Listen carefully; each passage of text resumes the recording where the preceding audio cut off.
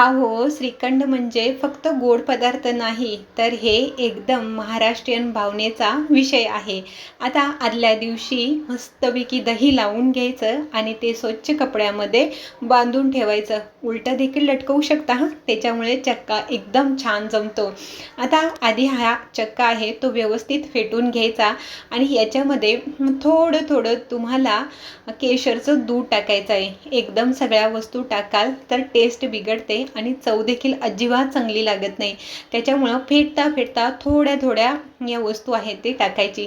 साखर देखील एकदम टाकायची नाही, थोडी थोडी टाकायची आणि एकदम मऊसूत होईपर्यंत हा 5 मिनटं तुम्हाला फेटायचा आहे. एक एक वस्तू अगदी हळूवार तुम्हाला थोडी थोडी टाकायची आहे. हा चक्का तुम्ही फेटेपर्यंत इतर देखील कामं करू शकता, जसं की मुलांचा अभ्यास देखील घेऊ शकता. कारण फेटता फेटता हात देखील दुखतात ना, म्हणून थोडा वेळ तुम्हाला आरामाची देखील गरज असते. त्याची काळजी देखील इथे घेतलेली आहे.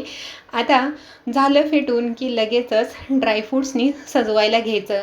आता ड्रायफ्रूट्स आधी मस्तपैकी छानसे तुपामध्ये भाजून घ्यायचे, खरपूस भाजून घ्यायचे आणि मग गार्निश करायचं. त्याच्यामुळं याची टेस्ट देखील छान येते आणि मध्ये मध्ये जो क्रिस्पीनेस लागतो ना, तो देखील खूप छान येतो. आणि व्हिडिओ आवडल्यास प्लीज लाईक, शेअर आणि